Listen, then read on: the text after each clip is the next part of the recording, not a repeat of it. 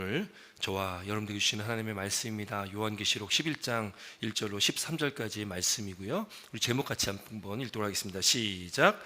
두 증인. 여러분, 우리가 10장과 11장 말씀, 천사들의 나팔 소리가 있는 그 사이에 이제 일곱째 나팔 소리 그 직전에 지금 하나님께서 이 10장과 11장의 말씀을 하나님께서 요한에게 보여주시고 그걸 기록하라고 말씀하셨습니다. 우리가 지난주에 말씀 나눴던 이 10장의 결론, 10장에 대한 말씀을 간략하게 좀 생각해 보면 이 마지막 때에 중요한 것이 있다. 뭐가 중요하냐면 바로 말씀이 중요하다라는 겁니다. 마지막 때에 정말 말씀이 중요하다. 말씀을 우리가 다 알 수는 없습니다. 하나님 말씀을 우리가 다 깨달을 수는 없을 것입니다. 그런데 우리에게 주신 그 말씀들, 주어지는 말씀들, 깨닫게 하시는 그 말씀들을 우리는 늘 끊임없이 순종하고 그 말씀에 대한 그 사명을 가지고 우리는 그 사명을 감당해야 된다는 것이죠.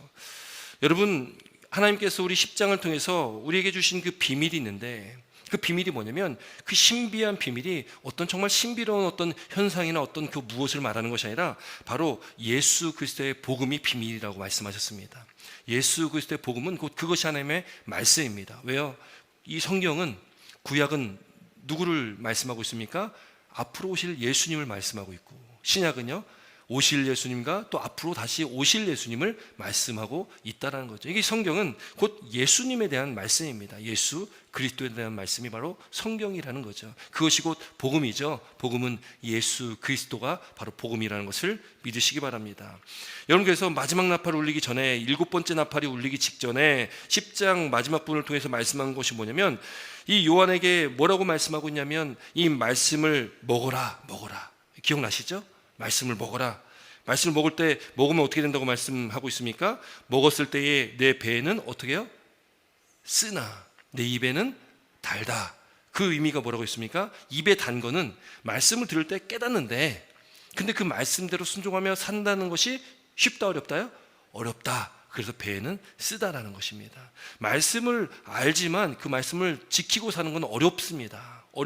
그러나 그 어렵지만 그 말씀을 따라 살아가야 되는 것이 우리의 삶이라는 거죠. 그것이 바로 그리스도인들의 삶이라는 겁니다. 그리고 그 말씀을 먹고 그 말씀은 어떻게 됩니까? 10장 11절 마지막 절에 이렇게 기록하고 있어요. 그가 내게 말하기를 내가 많은 백성과 나라와 방언과 임금에게 다시 예언하여야 하리라 하더라. 말씀을 먹고 어떻게 됩니까? 다시 뭐예요? 예언해야 된다는 거예요. 예언해야 된다. 여기서 나타내는 예언, 또 특별히 성경에서 이 예언, 신약이 요한계시록에서 이 예언은 우리가 예언하면 예언가들 앞으로 일어날 일들을 말해야 되고 우리가 좀 궁금한 것들을 알려줘야 되는 그런 예언이 아니라 이 예언은 하나님의 말씀, 우리가 받은 하나님의 말씀을 전하는 것이 바로 예언입니다. 여러분, 예언은 다른 데 있지 않습니다. 우리에게 주신 이 하나님의 말씀에 모든 예언이 다 있다는 것을 믿으시기 바랍니다. 왜요? 하나님의 말씀은, 이 완전한 하나님의 말씀은 여기 안에 모든 하나님의 뜻이 다 기록되어 있기 때문에 그렇습니다. 그래서 우리가 다른 데서 예언을 들을 필요가 없어요. 현혹될 필요가 없다라는 겁니다. 왜요? 말씀에 다 기록이 되어 있기 때문에 그렇습니다. 여러분, 어디에 가가지고 기도에 신통하다, 기도에 능력이 있다라는 그런 분들 앞에 가서 예언의 말씀을 들어야 여러분 하나님의 말씀이 다 기록되어 있는 것이고, 또 그 예언의 말씀을 들었다고 한들 여러분 그 예언이 이루어질까 안 이루어질까요? 이루어질 수도 있고 안 이루어질 수도 있겠죠.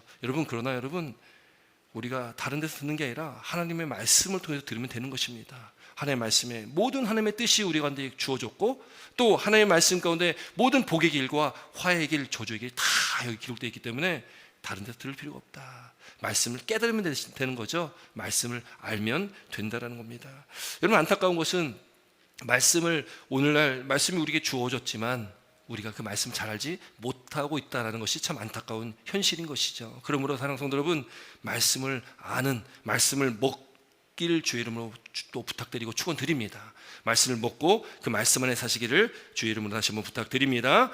여러분, 오늘 11장 말씀에 들어오면 이제 11장은 이제 이 요한계시록은요 22장으로 됐거든요. 22장입니다. 그러니까 21장은 딱 가운데에 있는 장입니다. 마지막 중간 부분이니까 이제 전반부를 마치고 후반부로 들어가는 그런 장이기도 하는 것이죠. 이 11장 말씀에는 특별히 오늘 제목처럼 두 증인과 이제 7 나팔에 대한 말씀이 나오게 될 겁니다. 특별히 오늘은 두 증인에 대한 말씀을 좀 나누려고 합니다. 1절 말씀 함께 있습니다. 11장 1절 함께 있습니다. 1절입니다. 시작.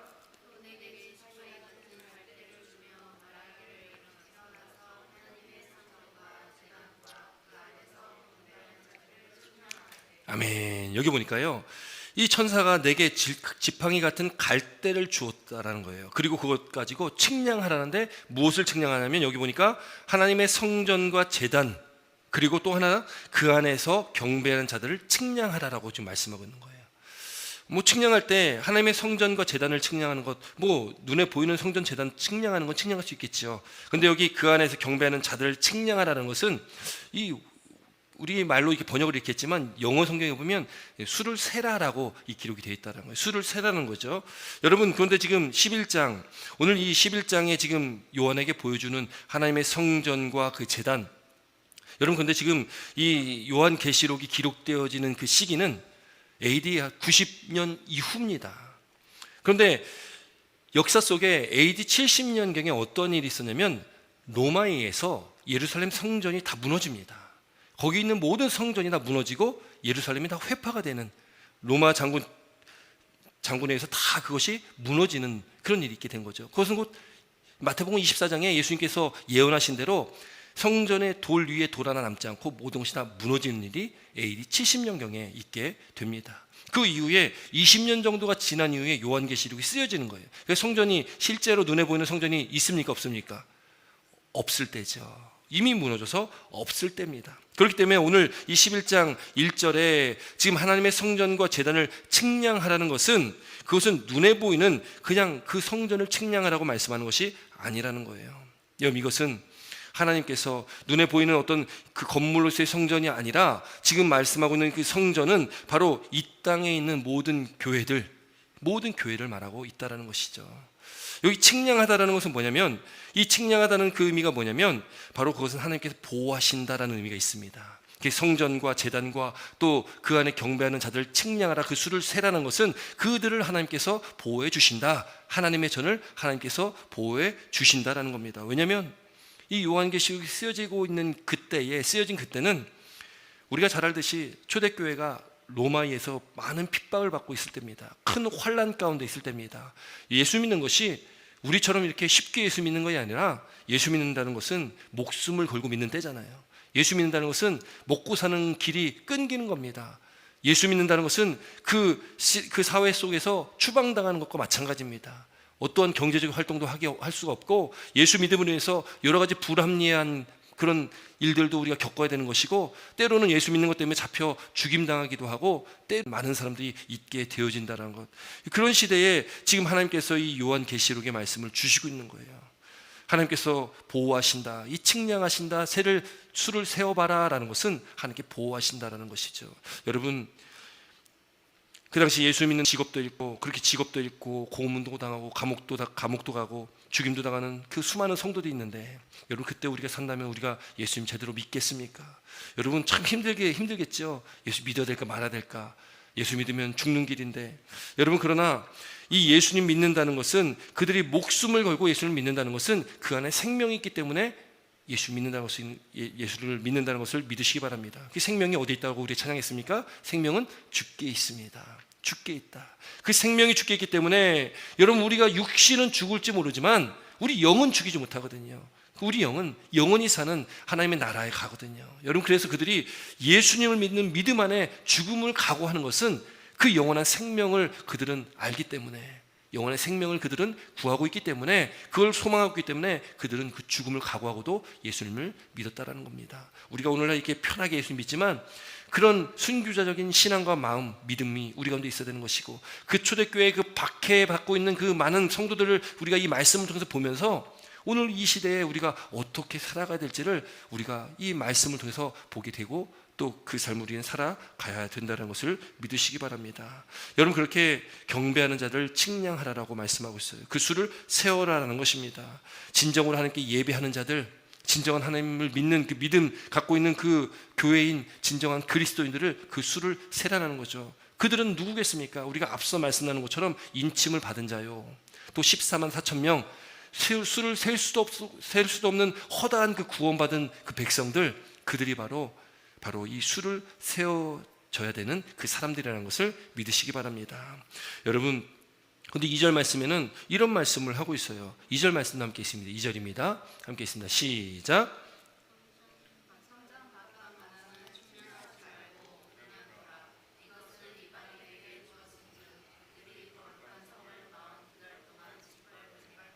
아멘. 1절과 2절은 너무 다르죠. 1절은 측량하라라고 말씀합니다. 성전과 그 제단과 그 안에서 경배하는 자들 측량하라라고 말씀하고 있는데, 지금 성전 바깥 마당은 측량하지 말라라고 또 말씀하고 있는 거예요. 여러분, 이 말씀의 의미는 뭘까요? 앞서 말씀드렸듯이 측량하다라는 것은 보호한다라는 겁니다. 하나님께서 저와 여러분들을 보호하신다, 우리 하나님의 백성 자녀로 보호하신다는 의미입니다. 그럼 측량하지 말라라고 하는 것은 무엇을 말하겠습니까? 그럼 그건 보호하지 않겠다라는 것을 말하고 있는 거 아니겠습니까? 보호하지 않겠다. 여러분, 이 말이 의미가 뭘까요? 이 뜻이 무엇일까요? 여러분, 여기 보니까 2절에 성전 바깥마당은 측량하지 말고 그냥 둬라, 이 원어의 의미가 뭐냐면 던져버려라는 의미가 있습니다. 던져버려라. 성전 바깥마당은 측량하지 말고 그냥 두어라, 이 말씀을요, 문자적으로, 그러니까 원래 그 문자적으로 이 해석을 하면, 직역을 하면 이렇게 됩니다. 성전 밖의 마당을 밖으로 던져버려라. 이게 무슨 의미일까요? 성전 밖의 마당을 밖으로 던져버려라. 여러분, 이 말씀을 우리가 이해하려면 우리가 좀 역사를 잠깐 이야기를 좀 해야 됩니다. 여러분, 신약과 구약 중간에 신약 구약 중간기가 있습니다. 그 기간이 약 한 400년 정도의 기간이 되거든요. 구약의 그 마지막 선지자, 마지막 말씀이 무엇입니까? 구약의 말라기죠. 말라기 이후에 이제 예수님이 오실 길을 예비한 세례 요한의 그 사역이 시작하기 직전에 그 기간을 신구약 중간기라고 하는데 약 한 400년 정도의 기간입니다. 근데 여러분, 이 400년간의 기간 동안에 많은 일들이 있었습니다. 그 지역에, 이 팔레스타인 지역에 뭐 정치적으로나 종교적으로나 사회적으로나 수많은 일들이 일어났던 시간이 이 400년의 암흑기라고 하는 시간입니다. 여러분, 특별히 그때에 이 페르시아라는 강력했던 나라, 이 페르시아가 이 마게도냐의 우리 알렉산더 대왕 아시죠? 많이 들어보셨잖아요. 알렉산더 대왕에 의해서 페르시아가 망합니다. 페르시아는 바벨론, 그러니까 남유다를 멸망시킨, 바벨론을 멸망시킨 곳이 페르시아인데, 페르시아가 마게도냐의 그 알렉산더에서 또 멸망당하는 거예요. 그러니까 굉장히 복잡했던 시대죠. 그렇게 알렉산더에서 멸망당하게 되고, 이 알렉산더 대왕은 세계를 그 당시 엄청난 그 영토를 넓히면서 통일을 시킵니다. 그러면서 세운 제국이 바로 헬라 제국입니다. 그러니까 이 400년의 암흑기, 그 신구약 중간기에 역사적인 큰 사건이 바로 헬라 제국이 생겨난 거예요. 알렉산더의 그 헬라 제국이 생겨난 겁니다. 그런데 이 알렉산더 대왕이요, 그렇게 큰 영토를 갖고 엄청나게 넓은 땅을 가졌는데 몇 살에 죽였냐면 33세, 정말 어린 나이에 그 요절하게 됩니다. 그렇게 큰 힘을 갖고 큰 나라 영토를 가졌는데 일찍 죽게 되는 거예요. 근데 죽을 때 후임자를 좀 세우고 죽어야 되는데 그 후계자를 말하지 않고 죽습니다. 그러니 그 후임자가 누가 될까라는 그 일 때문에 난리가 납니다. 그러면서 그 헬라 제국이요, 4개로 쪼개지게 되는 거예요. 그 4개로 쪼개지는 그 4개의 왕국 중에 특별히 우리가 기억해야 될 것이 바로 셀류쿠스 왕조입니다. 발음하기도 좀 쉽지 않아요. 셀류쿠스 왕조예요. 근데 이 셀류쿠스 왕조가 왜 중요하냐면, 그 왕조에요, 아주 악명 높은 왕이 있었습니다. 누구냐면 안티오쿠스 에피파네스 4세라는 왕이 있습니다. 안티오쿠스 에피파네스, 이 에피파네스라는 이름의 뜻이 뭐냐면 신의 현현이라는 뜻입니다. 신의 현현. 그 말이 뭐냐면 신이 나타났다예요. 신이 나타났다. 그러니까 자기를 신이라고 얘기하는 왕입니다. 안티오쿠스 에피파네스 4세가 자기를 신이라고 얘기하는 그런 아주 교만한 왕이었다라는 거예요. 그 왕이요, 유대인들을 얼마나 가혹하게 유대인들을 그렇게 탄압했는지 모릅니다. 그리고 그가 했던 일이 뭐냐면 유대인들을 탄압하면서 하나님의 성전에, 하나님의 그 거룩한 성전에요, 그 당시 유대인들이, 아니 지금도 유대인들이 부정하게 여기는 동물이 돼지인데, 돼지가 부정한 동물이거든요. 근데 그 성전에서요 돼지 피를 뿌리면서 제사를 드립니다. 또 그 성전에, 하나님의 법궤가 있는 그 성전에, 그 자리에다가 제우스 신상을 세우는 그런 일을, 그런 악행을 저질렀던 왕이 이 바로 안티오쿠스 에피파네스 4세라는 왕입니다.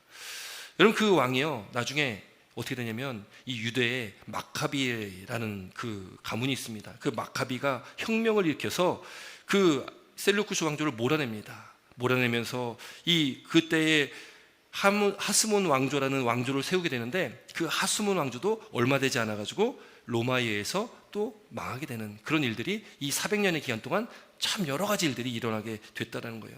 여러분, 다니엘에 보면요, 다니엘에 보면은 큰 환난과 심판에 대한 어떤 예언의 말씀이 참 많이 나오는데, 그 예언의 말씀 가운데 바로 이 안티오쿠스 에피파네스 4세에 대한 예언의 말씀들이 많이 나옵니다. 요 한번 말씀 좀 한번 좀 읽었으면 좋겠어요. 다니엘 9장 24절로 27절까지 말씀인데요, 한번 같이 읽도록 하겠습니다. 다니엘 9장 24절로 27절인데요, 조금 긴데 한번 여기 노란색으로 표시된 부분들 전부 잘 보시면서 한번 읽도록 하겠습니다. 24절입니다. 제가 먼저 읽고 한 절씩 교독해 읽도록 하겠습니다. 내 백성과 내 거룩한 성읍을 위하여 이른 이래를 기한으로 정하였나니, 허물이 그치며 죄가 끝나며 죄악이 용서되며 영원한 의가 드러나며 환상과 예언이 응하며 또 지극히 거룩한 이가 기름 부음을 받으리라.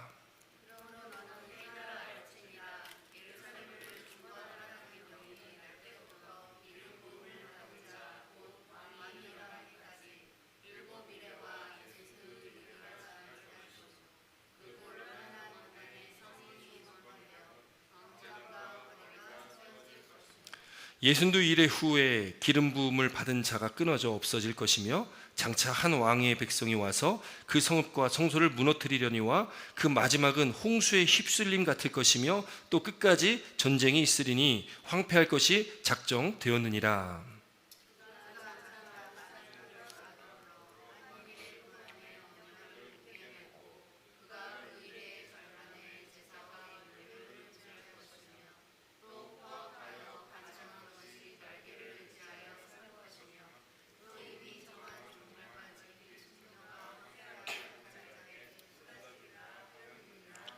아멘. 여기 지금 우리가 읽은 이 말씀이요, 누구에 대한 말씀이냐면 앞서 제가 말씀드린 안티오쿠스 에피파네스 4세에 대한 이 예언의 말씀입니다.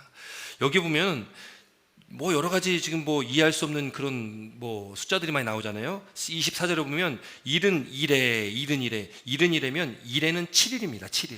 7일이니까 이른이면 70이잖아요. 그럼 70 곱하기 7하면 490이잖아요. 이 이래가 나오고, 또 이제 그 밑에 25절에 보면 거기 곧 왕이 일어나기까지, 기름 부음 받은 자 왕이 일어나기까지 7이래와 62이래 합치면 몇 일입니까? 7이래와 62일에 62일입니다. 그러면 합치면 69일에가 되죠. 69일에. 그럼 앞서 24절에 70일에가 나왔는데 지금 69일에니까 한 일에가 빠지죠. 한 일에가. 그렇죠? 어렵습니까? 예, 한 일에가 빠집니다. 한 일에. 한 일에면 며칠입니까? 7일입니다. 7일. 7일이에요. 그걸 기억하시고, 자, 그리고 27절 가면은 27절 가면 그가 장차 많은 사람들과 더불어 한 일해 동안의 언약을 굳게 맺고, 그가 그 일의 절반이 나오죠. 일의 절반이면은 어떻게 됩니까? 3의 반이죠. 7일의 반이니까 3의 반이잖아요. 이게 다른 말로 치면 오늘 우리 본문으로 와서는 3년 반이 되는 그런 의미예요. 3년 반. 그러니까 지금 이게 이 숫자들이 하나의 상징적인 의미로 기록을 하고 있는 건데, 여러분 혹시 유튜브나 뭐 이런 거 들을 때 그런 이야기 들으신 적 있습니까? 7년 대환란 뭐 이런 이야기 들어보신 적 있죠? 7년 대환란. 여러분, 성경에 7년 대환란이라는 말은 나오진 않아요. 그런데 지금 여기에 빠진 70일에서 지금 69일에서 한 일회가 빠지잖아요. 그 7이라는 숫자가 빠지잖아요. 그래서 7년 대환란이 여기서 나온 말이거든요. 근데 사실 그 말이 거기서 나왔는데, 그래서 이제 이 나중에 예수님이 땅에 재림하실 그때에 또 지금 요한계시록에서 끊임없이 말씀하고 있는 것이 큰 대환란이 있다, 대환란이 있을 것이다. 그것이 바로 7년 대환란인데 3년 반 동안에 이렇게 지금 큰 핍박이 있을 것이다라는 것을 우리가 많이 이렇게 성경 통해서 이야기를 하는데, 사실은 그 말씀이 우리가 이거를 7년 대환란으로 봐야 되냐 말아야 되냐라는 그 논쟁은 여전히 그것은 논쟁거리들입니다. 그 7년 대환란이 앞으로 7년에 큰 대환란이 있을 것이다라고 볼 수도 있고 없을 수도 있어요. 그러니까 7년 대환란이 앞으로 큰 환란이 있을 거다라고 거기에 맹목적으로 믿을 필요는 없다라는 것입니다. 왜? 여기 성경은 다 상징적인 의미인 것이고, 또 숫자나 이런 상징적인 의미로 수가 나오는 것은 하나님의 정한 기약이 있고 때가 있다라는 것을 우리에게 말씀하고 있습니다. 그러니까 굳이 우리가 7년 대환란에서 7이라는 숫자의 의미를 굉장히 많이 두어가지고 앞으로 주님 오실 때 가까우면 7년의 큰 대환란이 있을 거야라고 그렇게까지는 우리가 생각하지 않아도 된다라는 것입니다. 여러분, 그래서 여기 보면 지금 우리가 읽은 이 다니엘 9장의 이 말씀은 바로 안티오쿠스 에피파네스 4세가 그렇게 성전을 더럽힐 것이고 돼지의 피를 뿌릴 것이고 그 제단에다가 제우스 신상을 세울 것이고 예배를 못 드리게 할 것이, 그런 일들이 여기 지금 예언되어 있는 것이고요. 이 예언이 말씀이 역사 속에 다 성취가 된 것입니다. 그러니까 다니엘에 수많은 예언들이 있고요.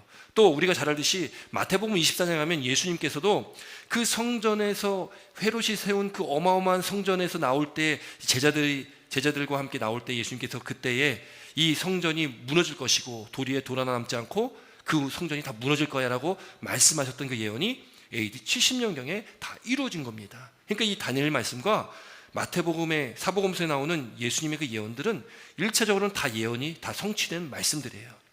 성취된 말씀들입니다. 여러분, 그리고 우리가 이제는 주님 오실 날 가까운 이때를 살아가는 이 시대에 주님이 다시 이 땅에 재림하실 때에 그럼 이 예언의 말씀들이 그럼 그 똑같이 성취될 것이냐 아닐 것이냐, 이건 사실 누구도 정확히 말할 수가 없습니다. 왜요? 그건 하나님의 뜻 가운데 하나님께 정하신 그때에 하나님의 방법대로 이루실 일들이기 때문에 여러분, 우리가 이건 이거다, 7년 대환란이 반드시 있을 것이다 라고 우리는 말할 수가 없다라는 것이죠. 우리는 이 말씀들을 우리가 대할 때에, 이런 예언의 말씀들을 대할 때에 우리는 어떤 마음으로 이 말씀들을 대해야 되냐? 주님 오시는 건 당연한 겁니다. 반드시 오실 것입니다. 때가 가까워 왔습니다. 그러면 가까운 때에 이 요한계시록의 말씀을 통해서 우리에게 주어지는 말씀은 뭐냐면, 하나님을 믿는 하나님의 백성을 하나님께서 끝까지 보호하시고 지키신다라는 거예요.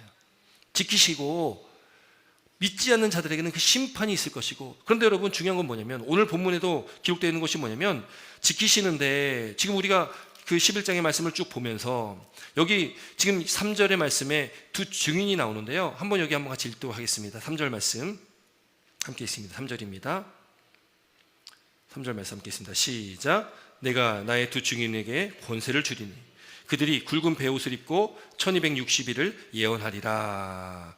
여러분, 3절 앞서 2절 말씀 보면은 그렇게 측량하지 말라는 성전 바깥의 마당이 있습니다. 성전 바깥의 마당.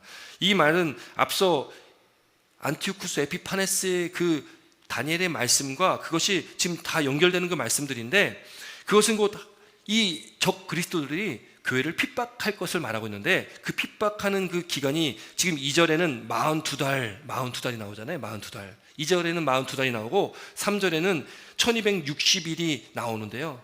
42달과 1260일은 숫자로 환산해 보면 똑같은 말씀입니다. 그러니까 42달은 다 세보면 1260일이에요.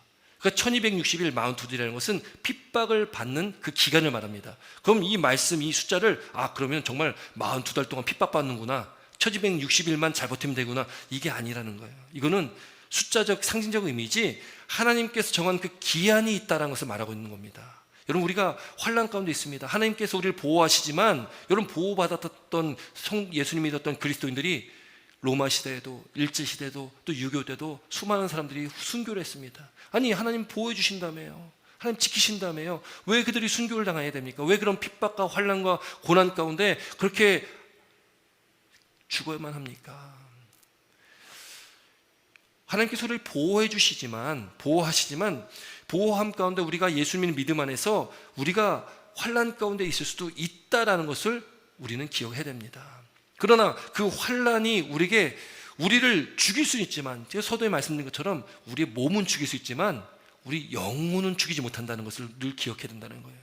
그들이 순교의 자리에 갈 수 있었던 것은 영생을 바라봤기 때문에 갈 수 있는 겁니다.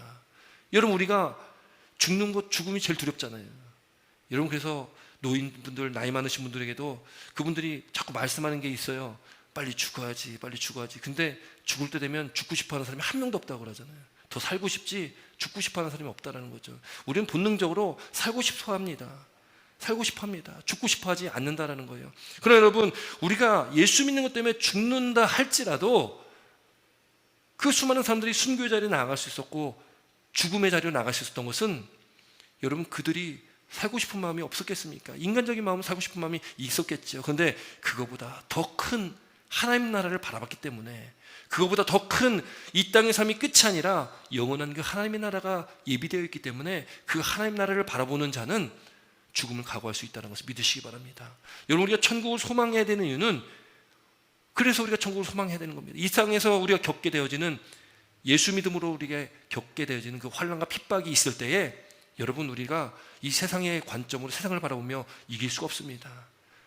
우리가 환난과 핍박이 다가온다면, 큰 환난이 우리한테 다가온다면 우리가 그 하나님 나라를 소망해야지만이, 예수님께서 우리에게 말씀하신 그 약속의 말씀을 믿고 의지하지만이 우리가 그 환난과 핍박을 이길 수 있다는 것을 믿으시길 주의 이름으로 축원드립니다. 그 역사 속에 수많은 순교자들이, 그리스도인들이 그러함으로 이길 수 있었다라는 것이죠. 그렇게 42달 동안 또 1260일이라는 그 핍박과 환난이 있을 때에 여기 두 증인이 나오는데, 두 증인에게 권세를 주시겠다는 거예요. 누가요? 예수님께서 두 증인에게 권세를 주시는데 그들이 굵은 베옷을 입을 것이다. 여러분, 여기 굵은 배를 입는다는 것이 무엇입니까? 베옷을 입는다는 것은 슬픔의 표현입니다. 슬픔의 표현이에요. 그럼 뭐가 슬프겠습니까? 뭐가 슬플까요? 왜 이 두 증인이 슬픔의 표시인 이 베옷을 입을까요? 그들이 죽음 때문에 슬퍼할까요? 아, 나 죽을 건데 그래서 슬퍼할까요? 여러분, 그들이 슬퍼하는 이유는, 여러분, 지금 그때의 그 마지막 때에 하나님을 알지 못하는 그 많은 사람들, 하나님 알지 못하고 죽음을 향해 가는 그 많은 사람들을 바라보면서 슬퍼하고 있다는 겁니다. 여러분, 이 베옷이라는 것은 결국 그 베옷이 회개하고 있는, 베옷이 나타내고 있는 그 상징적인 의미는 회개의 의미를 갖고 있다는 거예요. 베옷을 입었다는 것은 회개하는 것을 나타내는 것입니다. 무엇을 회개합니까? 하나님 앞에 구원받기 위해서는 회개해야 된다는 것을 말하고 있다는 거예요. 여러분, 회개하지 않으면 여러분 구원받지 못한다는 겁니다. 회개하지 않으면 망한다는 겁니다. 가정이 망하고 나라가 망하고 공동체가 망하고, 회개하지 않으면 안 된다는 겁니다. 그래서 그 두 증인은, 그 하나님의 종들은 그 거룩한 슬픔이 있는 겁니다. 내가 죽기 때문에 슬퍼하는 것이 아니라 거룩한 슬픔과 그 절박함이 있기 때문에 그 말씀을 전하는 거예요. 지금 여기 보니까 1260일을 예언했다. 1260일은 뭡니까?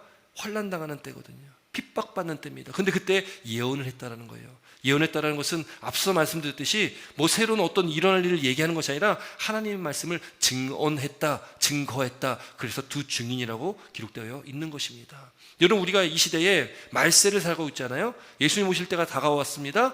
주님 이 땅에 오시는 그때부터 주님 다시 오시는 그때까지가 말세인데, 우리는 이 말세를 살아가고 있는데, 이 말세 때에 여러분, 우리가 어떻게 살아가야 되냐? 여러분, 우리가 말씀, 그래서 우리가 10장 지난주에도 말씀을 먹어야 된다라고 그렇게 말씀하고 있듯이, 여러분, 지금 1260일의 그 환난의 때에 두 증인은 뭘 하냐? 예언했다라는 거예요.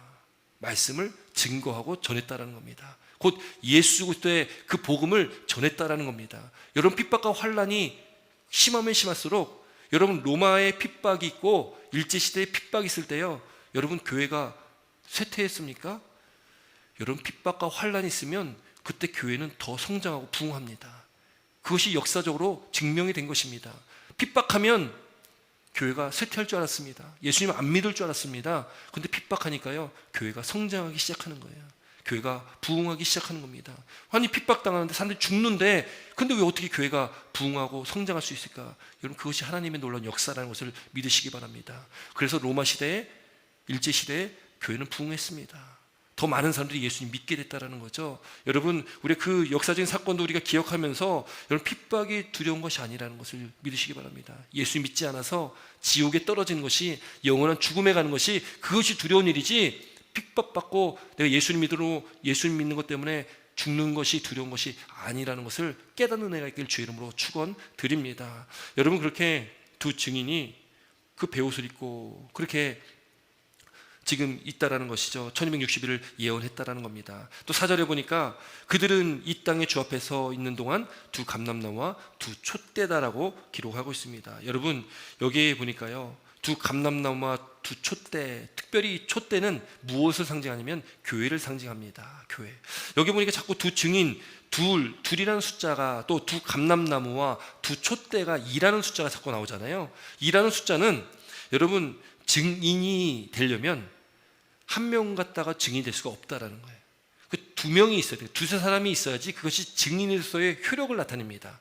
한 명이 있으면 증인이 될 수가 없기 때문에 두 증인이 있어야 된다는 거죠. 그 증인으로서의 역할을 감당할 수가 있다는 겁니다. 그래서 둘이라는 숫자가 계속적으로 나오는 거예요. 두 증인이, 또 두 감람나무와 두 촛대, 이 촛대는 교회를 상징합니다. 여러분, 감람나무는 감람나무에서 무엇을 구하냐면 감람나무에서 감람유, 기름을 거기서 얻습니다.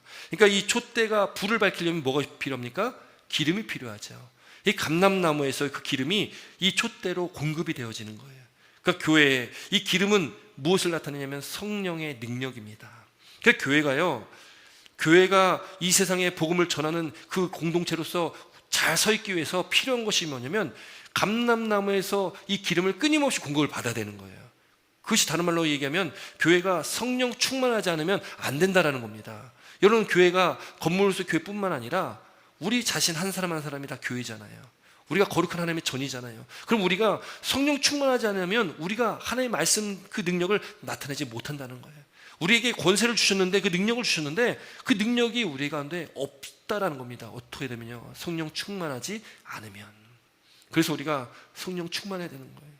여러분, 성령 충만은 어떤 역사를 나타내는 것이 성령 충만이 아니라, 성령 충만은 예수님을 믿는 믿음 안에 우리 성령께서 우리에게 내주하시고 성령의 세례가 우리 가운데 있고 성령께서 우리 안에 내주하시면 성령께서 우리 가운데 함께 하셔서 예수님께서, 하나님께서 우리와 함께 하심을 깨닫게 하시고, 또 성령께서 말씀을 깨닫게 하신다. 말씀을 깨닫게 하셨으면 그 말씀을 가지고 우리가 주님 오시려 가까운 이때에 증인으로서의 삶을 살아가야 되는 겁니다. 여러분, 증인이라는 헬라어의 뜻이 순교자의 의미가 거기 있습니다. 증인이라는 것은 순교자를 말하고 있는 겁니다. 여러분 예수님이 증인 맞으십니까? 여러분, 우리가 증인이십니까? 증인으로서의 삶을 살고 있으십니까? 그러면 우리는 순교자의 삶을 사는 겁니다. 순교자의 그 사명이 우리 가운데 있어야 되는 것이고, 순교자의 그 마음이 우리 가운데 있어야 되는 것이죠. 내가 죽으면 죽으리라는 그 믿음과 결단을 가지고 우리가 예수님을 믿어야 된다는 것을 믿으시길 주의 이름으로 축원드립니다.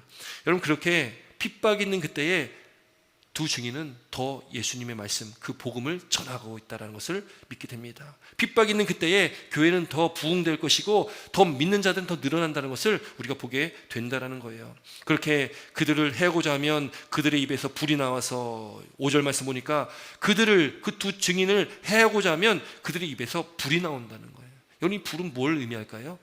그 불이 무엇을 얘기했습니까? 성령이겠죠. 성령이 너에게 임하시면 너희가 권능을 받고 예루살렘과 온 유대와 사마리아와 땅끝까지 이르러 내 증인이 되리라. 성령이 우리 가운데 임하면 우리가 권능을 우리에게 주신다는 거 말씀합니다. 그럼 권능이 우리에게 주어졌다면 우리는 뭐가 돼야 되냐면 내 증인이 되리라 하는 거예요. 성령이 우리한테 임하셨다면, 우리 안에 성령이 내주셨다면 우리는 예수님의 증인으로서의 삶을 살아가는 것입니다. 예수를 위해서 우리의 생명을 바치는 겁니다.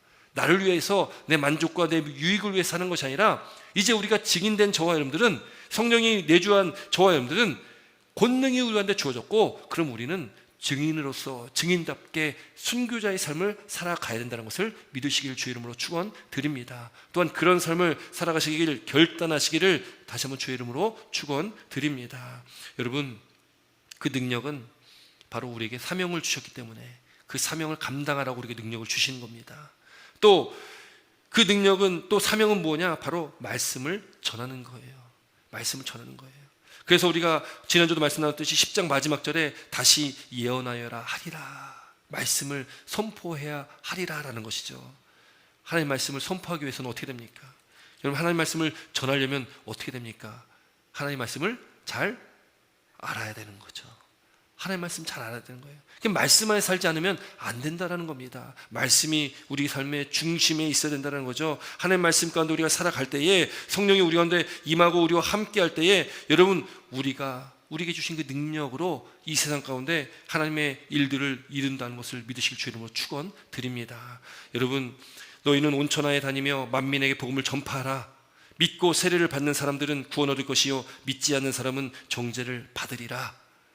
믿는 자들에게는 이런 표적이 따르리니 곧 그들이 내 이름으로 귀신을 내쫓으며, 내 이름은 예수님의 이름입니다.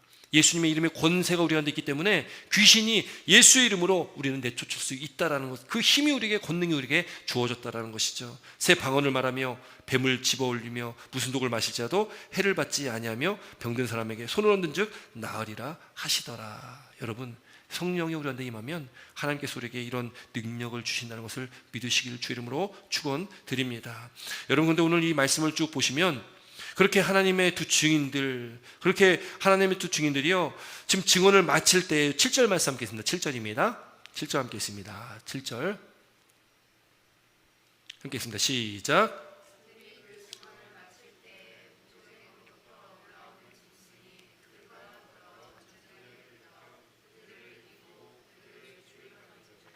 네, 여기 보니까요, 증언을 마칠 때에, 예언을 마칠 때에 그때 어떤 일이 일어났냐면 무적행읍으로부터 올라온 짐승이 있대요. 짐승. 여러분이 누구겠습니까? 사탄이겠고 곧 적 그리스도가 되겠지요.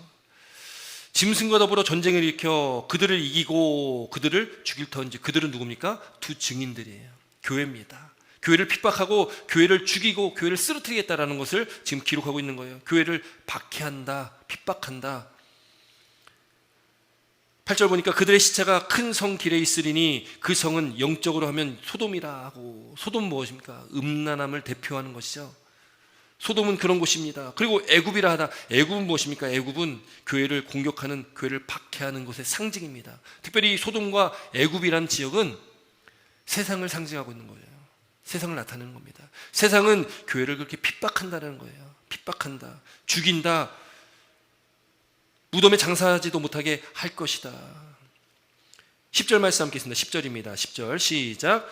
이 두 선지자가 땅에 사는 자들을 괴롭게 한 고로 땅에 사는 자들이 그들을 죽음을 즐거워하고 기뻐하여 서로 예물을 보내리라 하더라. 근데 여러분, 여기 보면은 10절에 보니까 두 선지자가 땅에 사는 자들을 괴롭게 한 고로, 지금 이 땅에서 올라온, 무적행에서 올라온 짐승이 그들을 죽였는데 그 이유가 뭐냐면 두 선지자가 땅에 사는 자들을 괴롭게 한다는 거예요. 이게 뭡니까? 교회가, 예수 믿는 자들이 세상을 괴롭게 하는 겁니다. 괴롭게 한다. 그들이 죽음을 즐거워하고 기뻐하며 서로 예물을 보내라. 그러니까 자기들을 괴롭게 하던 교회는, 교회로서의 역할을 감당하면, 그 사명을 감당하면, 여러분, 세상에서요, 이 어둠의 세상을 빛으로 변화시키는 것이 바로 교회이지 않습니까? 여러분, 오늘날 교회가 욕을 먹는 이유가 무엇입니까? 여러분, 교회가 교회로서 그 사명을 감당하지 못하기 때문에, 또 성도가 성도답게 살지 못하기 때문에, 교회가 교회답게 존재하지 못하기 때문에 교회가 그렇게 욕을 많이 먹습니다. 그러나 교회가 교회다울 때에, 성도가 성도다울 때에, 우리가 그리스도인다울 때에, 여러분, 세상은요 교회를 미워할 수밖에 없다라는 거죠. 세상은 성도를 미워할 수밖에 없습니다. 그래서 죽일 수밖에 없다라는 거죠. 그리고 그들의 죽음을 즐거워하고 기뻐하며 서로 예물을 보내리라 하더라. 여러분, 세상이 이기는 것 같아 보이죠. 악한 존재들이, 영적 존재들이, 적 그리스도가 지금 교회를 이기는 것 같아 보이지 않습니까? 교회를 죽였다고, 두 증인을 죽였다고 이야기를 하니까. 여러분, 그런데 항상 여기서 끝이 아닙니다. 엄청난 반전이 항상 있습니다. 11절 말씀 함께 있습니다. 11절입니다. 11절 함께 있습니다. 시작. 3일 반 후에 하나님께로부터 생기가 그들 속에 들어가매 그들이 발로 일어서니 구경하는 자들이 크게 두려워하랴. 12절로 함께 있습니다. 시작. 하늘로부터 큰 음성이 있어 이리로 올라오라 함을 그들이 듣고 구름을 타고 하늘로 올라가니 그들의 원수들도 구경하더라. 아멘. 여러분, 11절은 엄청난 반전이 있는 것입니다. 그 무엇입니까? 하나님께로부터 생기가 그들 속에 들어갔다는 거예요.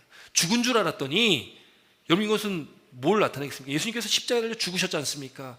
예수님께 십자가에 달려 죽이면 그걸로 끝나는 줄 알았습니다. 악한 영적 세계는 예수님을 십자가에 달려 죽게 만들면 그걸로 끝나는 줄 알았습니다. 그런데 그게 끝이 아니잖아요. 예수님께서 죽으신 이후에 3일 만에 부활하셨다라는 거예요. 지금 생기가 하나님께로부터 그들 속에 들어가니 그들이 어떻게 됩니까? 그들이 발로 일어섰다. 이게 뭡니까? 죽음에서 부활을 상징하는 거예요. 부활을 말씀하고 있는 거예요. 여러분, 우리가 세상이 우리를 이기는 것 같지만, 교회를 쓰러뜨리는 것 같지만, 교회는 쓰러지지 않습니다. 하나님께서 정하신 그 때가 있고, 그 정한 때가 끝나면 하나님께서는 하나님 믿는 백성들을, 교회를 다시금 하나님께서는 일으켜 세우신다는 것을 믿으시기 바랍니다. 여러분, 고난과 환난과 핍박은 영원히 우리 가운데 있는 게 아니라 하나님 정하신 그 때가 있습니다. 그 때가 있어서 여기 숫자적으로 다 표현을 하고 있지 않습니까? 그 때가 지나면, 하나님의 때가 지나면, 그때는 우리가 그 승리의 자리로, 우리가 그 자리에서 기쁨을 누릴 때가 있게 된다는 것을 믿으시길 주의 이름으로 축원드립니다. 그래서 수많은 순교자들이 순교 자리로 나갈 수가 있었던 겁니다. 그래서 많은 믿는 그리스도인들이 그 핍박과 환난 가운데도 그 믿음을 지키고 그 예수 그리스도의 이름을 붙들고 그들이 살아갈 수가 있었다는 것을 믿으시고, 여러분, 우리가 하루하루를 살아갈 때에 또 주님 오실 날에 가까운 이때를 살아가는 저와 여러분들의 믿음의 삶이, 여러분, 우리가 예수 믿는 것이 우리의 큰 복이요, 또 예수를 믿음으로 우리가 영원한 영생의 복이 우리에게 주어졌고 그것을 소망하며 우리는 살아가야 되는 것이고, 또 그때에 우리 가운데 큰 환난과 핍박이 있을지라도 하나님께서 우리 가운데 함께 하시고 우리를 보호하시고 지키시며 우리를 다시 소생케 하는, 다시금 우리를 일으켜 주시는 하나님 놀랍고 크신 은혜가 우리 가운데 반드시 있다는 것을 믿고, 우리가 믿음으로써 이 세상을 이기며 늘 날마다 날마다 승리하는 저와 여러분들이 되시기를 주의 이름으로 축원드립니다. 기도드리겠습니다.